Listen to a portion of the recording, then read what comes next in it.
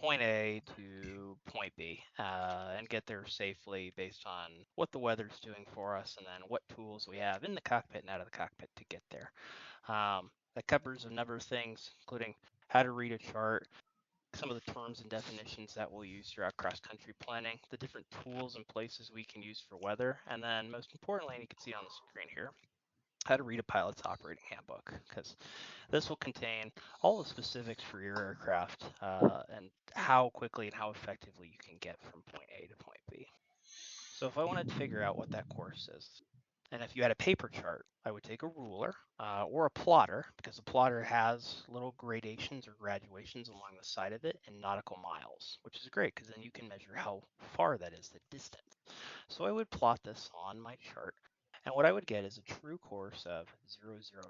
And I won't do the work again because they've already plotted that in here on this cross-country navigation log.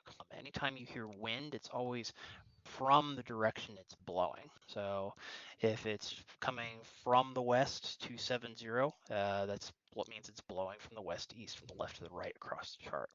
So that's important to keep in mind for wind direction.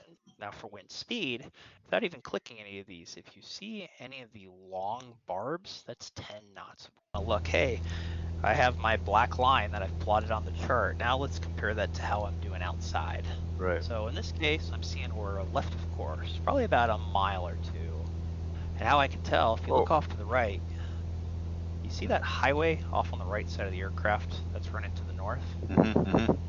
Yeah, so if I look on the chart, while we're in town, that highway should pretty much be right underneath us. Really easy reference point to use. As long as I have that underneath the aircraft and I'm on the correct heading, I'm in the right spot.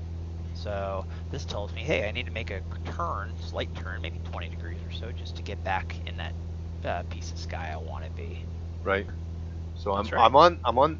I'm heading in the right direction. I'd like to give you the controls while I put that into my sky vector if I can. Okay, no worries. My aircraft? Your aircraft. My aircraft. So cool. I'm going to get us down to altitude. We're about 8,700. I'm going to get Right. us leveled off there. And I'll try to figure out how to copy this. And I'm going to look at your indicated airspeed. Looks like you get about 115 knots.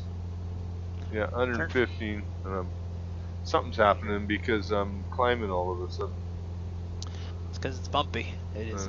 Putting a lot of. Well, I'm coming over this mountain. That's probably what it is, eh? Yeah, probably just a bit of really Yeah, big just updraft there. just the sun warming up the earth. It's cool.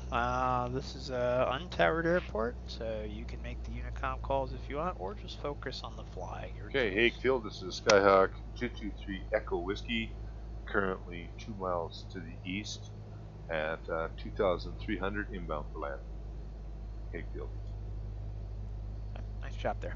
So nice work with ending it with Hayfield, the field you're landing at. A lot of people will forget that. Speed, and then right there, being the threshold, go idle power, and then eyes outside. Look down the runway, nice flare, and then just hold it there. Hold it there. Keep the nose off as long as you can. Keep it off, nice and easy.